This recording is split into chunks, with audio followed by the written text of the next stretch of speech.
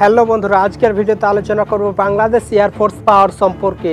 বিস্তারিত আলোচনা করার পূর্বে যারা এখনো নতুন জ্ঞানী ইউটিউব চ্যানেলকে সাবস্ক্রাইব করেন তারা অবশ্যই চ্যানেলটি সাবস্ক্রাইব করে ভিডিওতে একটা লাইক করে দিবেন। তো চলুন শুরু করি। ভিডিওর শুরুতে মাননীয় প্রধানমন্ত্রী শেখ হাসিনার একটি উক্তি দিয়ে ভিডিওটি শুরু করছি। তিনি প্রায় বলে থাকেন, আমরা কারো সাথে যুদ্ধ করতে চাই না, তবে শত্রু দ্বারা আক্রান্ত হলে তার মোকাবেলার জন্য সক্ষমতা আমাদের অবশ্যই অর্জন করতে হবে। মাননীয় প্রধানমন্ত্রী ও সরকারের সহযোগিতায় ফোর্সেস গোল 2030 আওতায় সশস্ত্র বাহিনীর আধুনিকায়নের অংশ হিসেবে বাংলাদেশ সেনাবাহিনীতে সংযোজিত হয়েছে বিভিন্ন আধুনিক অস্ত্র সরঞ্জামাদি। দেশের প্রতিরক্ষা ব্যবস্থাকে শক্তিশালী করতে বর্তমান ফোর্সেস গোল 2030 বিভিন্ন ধাপ চলমান রয়েছে।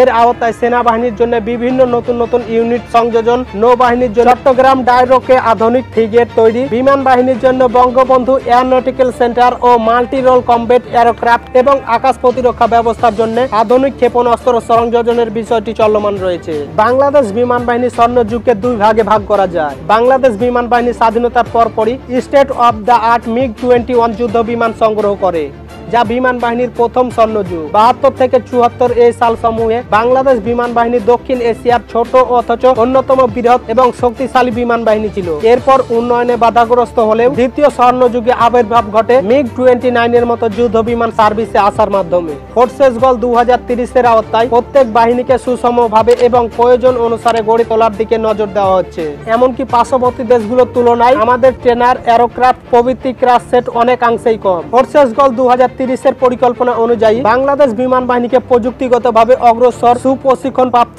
এবং সুসজ্জিত বাহিনী হিসেবে তৈরি করার পরিকল্পনা করা হয়েছে, যা বাংলাদেশের আকাশ স্থলে হুমকিকে রুখে দিতে পারবে। এই পরিকল্পনাটি এয়ার পাওয়ার এবং এয়ার ডিফেন্স সক্ষমতা উভয়কে শক্তিশালী করার উপর জোর দেওয়া হচ্ছে। এই দায়িত্ব এবং কর্তব্যকে কার্যকরীভাবে পালন করার জন্য এই বিমান বাহিনীকে দুটি ভিন্ন কমান্ডে বিভক্ত করা হয়েছে: উত্তর আঞ্চলীয় এয়ার কমান্ড এবং দক্ষিণে আঞ্চলীয় এয়ার কমান্ড। ইতিমধ্যে দুটো এয়ারবেস গঠিত হয়েছে, একটি কক্সবাজারে আর একটি ঢাকার বঙ্গবন্ধু এয়ারবেস।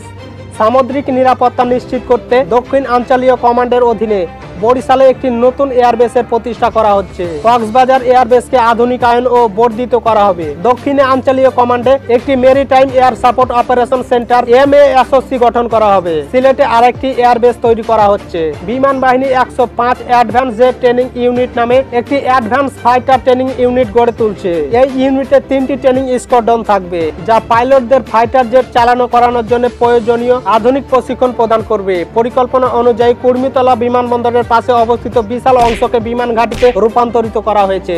এছাড়া সিলেটের শমশেরনগরকে আলাদা বিমান ঘাঁটিতে রূপান্তরিত করার পরিকল্পনা নির্মাণাধীন। সিলেটের বিমান ঘাঁটি হবে ট্রেনার বেস, যদিও এখানে কিছু অ্যাটাক হেলিকপ্টার রাখা হতে পারে। তো চলুন আমরা এক নজরে দেখে নিই বিমান বাহিনীর সংযোজন। 16টি F-7 যুদ্ধ বিমান, 16টি Yak-130 অ্যাডভান্স জেট ট্রেনার, 9টি Ka-W প্রশিক্ষণ বিমান, 11টি PT-6 প্রাইমারি ট্রেনার জেট, 3টি L-410 transport plus trainer aircraft, 16টি Mi-17SH হেলিকপ্টার, 2টি AW-139 হেলিকপ্টার, 5 ব্যাটারি FM-90 স্বল্প পাল্লার বিমান বিধ্বংসী ক্ষেপণাস্ত্র, JH-16 radar, JY-11B radar, YLC-2 radar, YL-6 radar, মনুষ্যবিহীন আকাশযান ক্রয়। এছাড়াও বিমান বাহিনীতে আকাশ প্রতিরক্ষা ক্ষেপণাস্ত্রের জন্য আলাদা একটি শাখা প্রতিষ্ঠা করা হয়েছে। বঙ্গবন্ধু এয়ারনটিক্যাল সেন্টারে F-7 যুদ্ধ বিমানের ওভারহোলিং, Mi-17 হেলিকপ্টারের ওভারহোলিং, সেই সাথে যুদ্ধ জাহাজের মতো এখন আমাদের দেশেই অত্যাধুনিক হেলিকপ্টার এবং ট্রেনার যুদ্ধ বিমান তৈরি করতে চাই মাননীয় প্রধানমন্ত্রী শেখ হাসিনা। তো বন্ধুরা, আমার বক্তব্য হচ্ছে বাংলাদেশের আরো উন্নতি হোক এবং বাংলাদেশ আরো অনেক দূর এগিয়ে যাক। এই বিষয়ে আপনাদের মতামত অবশ্যই কমেন্ট বক্সে জানিয়ে দেবেন। ভিডিওতে একটা লাইক করে চ্যানেলটি সাবস্ক্রাইব করে নেবেন। ধন্যবাদ।